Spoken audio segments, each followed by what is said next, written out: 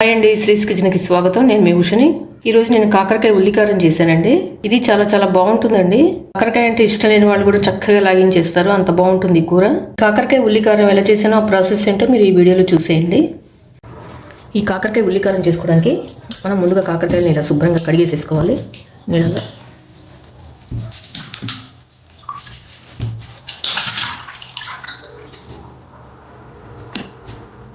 నేను ఇక్కడ 5 కాకరకాయలు తీసుకున్నానండి.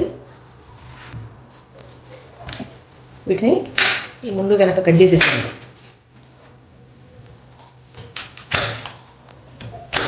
కట్ చేసి ఈ సైజులో కట్ చేసుకోండి. ఈ పైన ఇవన్నీ గీరవాకండి, ఇవి ఉంటేనే బాగుంటాయి.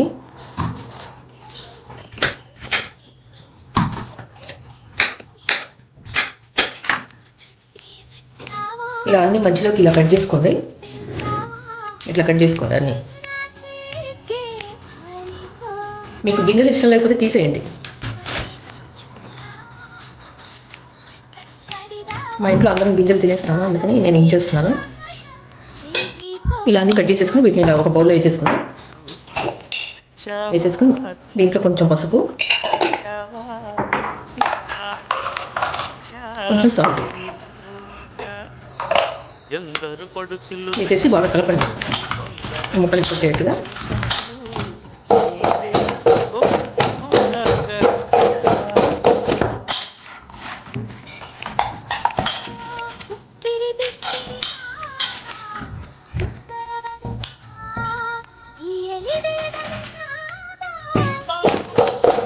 ఇలా పట్టించేసి ఒక అరగంట పక్కన పెట్టేసేయండి, మూత పెట్టి.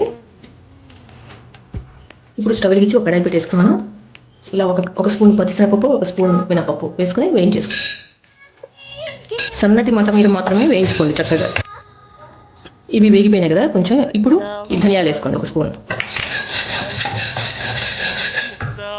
కొంచెం జీలకర్ర. ఇవన్నీ వేగిపోయినాయి చూసారా చక్కగా. ఇప్పుడు ఒక స్పూన్ నువ్వులు వేసేసుకోండి ఇందులో. ఇవి చివరిలో వేసుకోండి, ఎందుకంటే ఇవి బూట్ని వేగిపోతాయి, అందుకని లాస్ట్లో వేసుకుని వేయించుకోండి. ఇవి వేగిపోయినాయండి, చిటపట్లు ఆడుతున్నాయి కదా, ఇంకా తీసేద్దాం. వీటిని ఒక ప్లేట్లోకి తీసేసుకుందాం.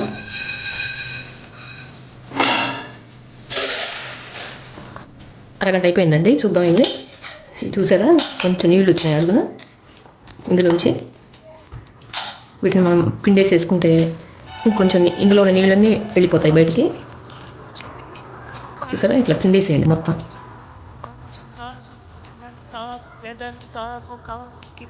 ఇట్లా పిండటం వల్ల ఇందులో ఉన్న కొంచెం చేదు తగ్గుతుంది అన్నమాట. మొత్తం ఏం తగ్గదు, కొంచెం తగ్గుతుంది అంతే.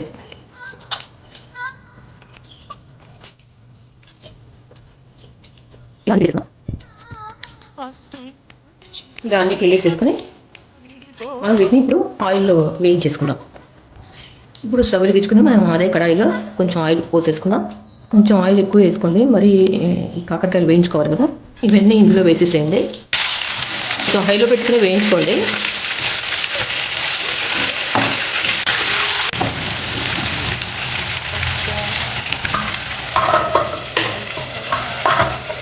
వేయించి పెట్టుకుని పప్పులన్నీ చల్లారిపోయినాయండి. వీటిని ఒక మిక్సీ జార్ వేసేసుకుందాం. ఇప్పుడు ఇందులో ఒక 3 స్పూన్ల కారం వేసేసుకుందాం.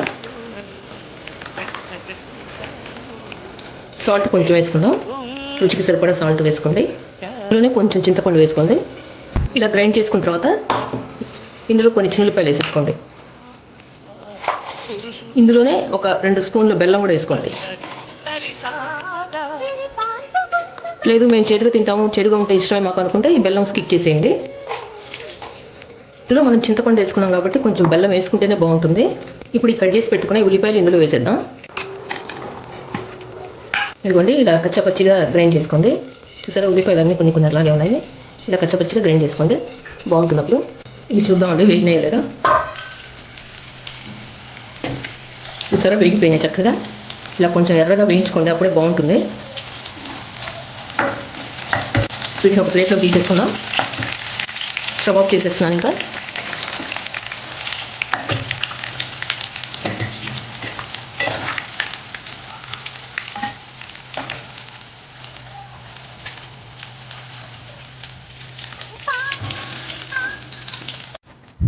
ఇప్పుడు ఈ వేయించుకున్న ఈ కాకరకాయ ముక్కల్లో మనం ఈ గ్రైండ్ చేసుకున్నాం కదా, ఈ ఉల్లికారం ఇది ఇందులో పెట్టేసుకున్నాం.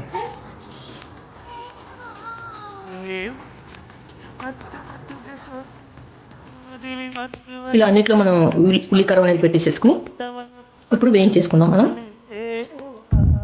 ఇప్పుడు స్టవ్ వెలిగించుకుని అదే కడాయిలో కొంచెం ఆయిల్ తీసేయండి, కొంచెం ఉంచండి. కొంచెం మినపప్పు, కొంచెం పచ్చిశనగపప్పు, కొంచెం ఆవాలు, ఒక 2 ఎండుమిరపకాయలు,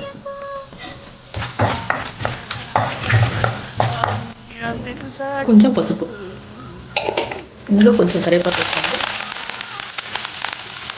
ఇప్పుడు ఈ కాకరకాయ ముక్కలు ఇందులో వేసేద్దాం.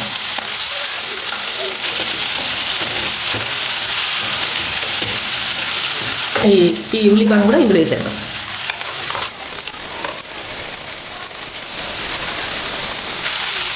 ఈ జార్లో కొంచెం నీళ్ళు పోసి ఇవి కూడా ఇందులో పోసేద్దాం.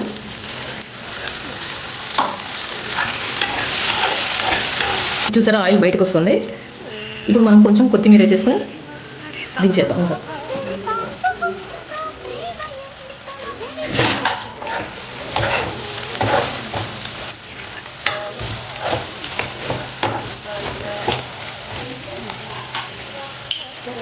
ఈ పైన కొంచెం స్ప్రింగ్ ఆనియన్స్ పైన చల్లేసేసుకుంటే టేస్ట్ బాగుంటుంది. అంతేనండి, కాకరకాయ ఉల్లికారం చేయడం అయిపోయింది. టేస్ట్ అయితే మాత్రం చాలా చాలా బాగుందండి. చివరిలో సాల్ట్ వేసిన వీడియో క్లిప్ మిస్ అయింది, మీరు చూసుకుని సాల్ట్ వేసుకోండి. ఇప్పుడు ఈ కాకరకాయ ఉల్లికారం చేసుకుని ఎలా వచ్చిందో నాకు కమెంట్ సెక్షన్లో కమెంట్ చేయండి. ఈ వీడియో మీకు నచ్చినట్లయితే లైక్ చేయండి, షేర్ చేయండి మీ ఫ్రెండ్స్ అందరికీ, రిలేటివ్స్ అందరికీ. కొత్తగా నా ఛానల్ ఎవరైనా చూస్తున్నట్లయితే తప్పకుండా సబ్స్క్రైబ్ చేసుకోండి. వీడియోస్ కోసం నా ఛానల్ సబ్స్క్రైబ్ చేసుకోండి. Thanks for watching. బాయ్ అండి.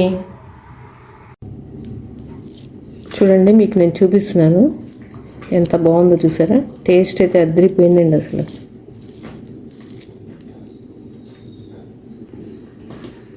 అదిరిపోయిందండి టేస్ట్, అసలు చాలా చాలా బాగుంది. మీరు కూడా తప్పకుండా చేసుకోండి.